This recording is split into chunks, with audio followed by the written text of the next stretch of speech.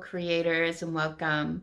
I wanted to start out with this intro video. This is Mista Moments, and what the goal of this channel is to teach how to become a more conscious creator. At the end of the day, we are all creators of our reality, and that becomes a really tough pill to swallow for people who have endured a lot of tragedy and heartache in their lives. And understanding that we created it is really challenging.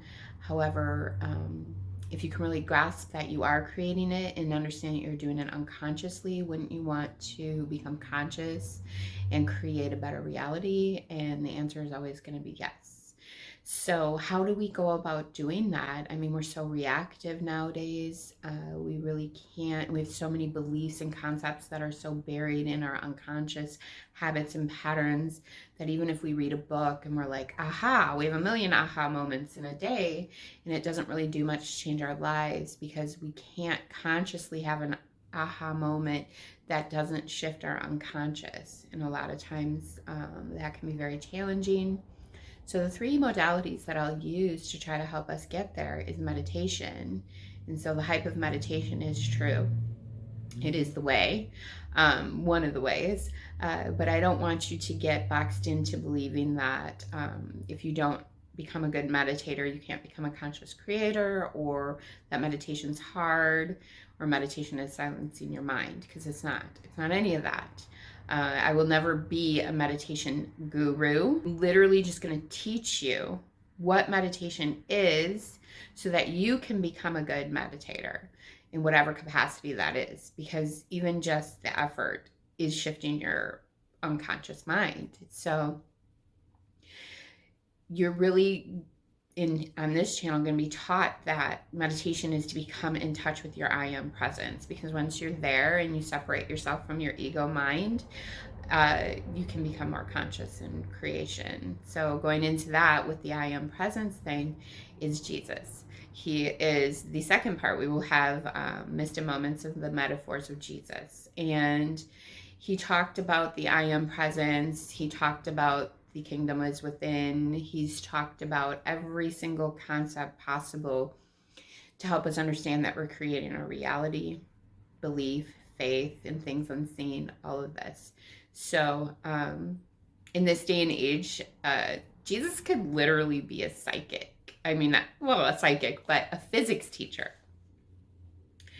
So just to kind of crush some beliefs and shift something right now for you, if I were to tell you that you could change the past and that would change the future just by going inside, you would think I was crazy. You would literally think I was crazy. If I told you that you could go within yourself and shift your thoughts and energy and change the whole genetics within yourself, and that would change, I think the Buddhists teach 7 generations of your family immediately, backwards and forwards, you would definitely think I was crazy. However, there are physicists who have presented this information to the scientific community, and they've won Nobel Peace Prizes. But because I don't carry those degrees and I come from the hood, back in the day, I would be burned at the stake. I would be called a witch, things of that nature. So we really have to throw away all of our old beliefs. I will focus a lot on that with the Jesus metaphor thing, because that's really his focus, because his belief was that if we could just undo some of our beliefs and believe differently and have faith in things that we don't see instead of recycling the things we do see, that we would change everything. So brilliant. Another example of that real quick is I can sit here and just talk about how my weight problems and my eating habits and things of that nature are all based in the way I was raised, my genetics. It's too hard for me. But in all actuality, as I started to go through some of my beliefs and watched myself from my I am presence, I saw that I had a really strong belief in you had to finish your food. And as a mom that's making dinner for my kids and things, I just really would finish the food. I would feel guilt if I threw away food. It was just super bad. So just uncovering it from your unconscious mind and what motivates and drives you to do certain things. Once you're aware of it, it literally starts to go away. Because you can't, it's really what a light worker is, and all that light and high vibe stuff is. You're taking things out of the darkness, your unconscious mind, and you're making them conscious. So Jesus is a great way to teach that, because the church has totally tore apart the words of Jesus, and we all know what he said. So imagine if we know what he said and it didn't make much sense to us, or even the whole Bible in general didn't make much sense to us, because I do like all of the prophets of the Bible. Moses, second favorite, Job. But imagine if we could shift that, just one tiny little shift of understanding, and then all of a sudden we really get it. Because that's what happens to me. So, and then the third would be feng shui. The art of feng shui is an Eastern tradition that's been around way before Jesus. And the best way I can describe it is if you think of the Pink Floyd triangle. It has the white spectrum of light, which holds all white light, and then it branches out through the triangle into color, and everything is based in that, like our chakra systems. Everything is based in light. Everything. So, I mean, this is physics too. And rather than trying to go to school to become a physicist, let's just do it the easy way. And so that, another way of understanding that we're creators is using feng shui, because we're in our house all the time.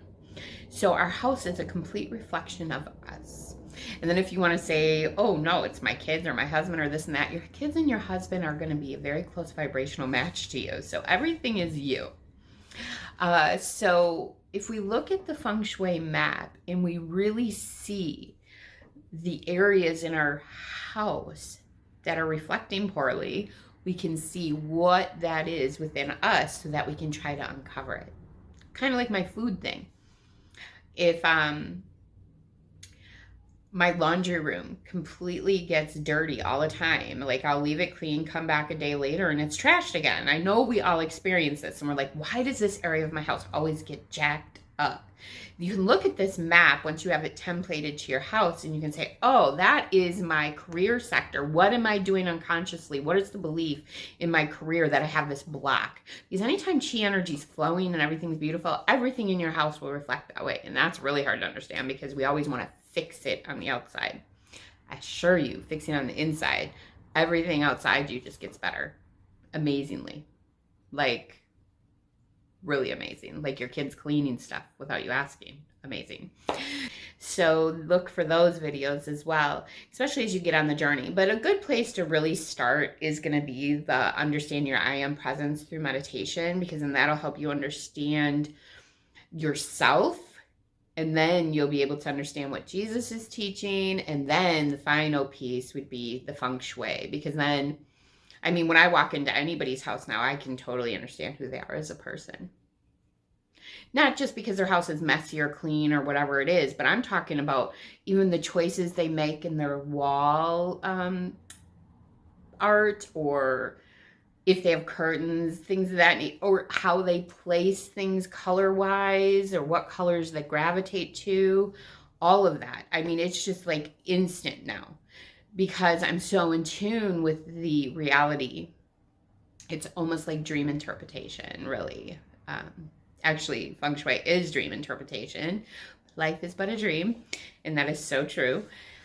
So I hope that all makes sense to you. I really hope that you start watching the videos and that you find it helps you understand yourself, and that you're creating your reality, and that you can do it in such a way that is with ease, and you go to joy, love, and peace within yourself. And then you really start to see that reflected outward, because that's the goal, because that's how we change the world, by changing ourselves. So look for more videos soon, and have a blessed day.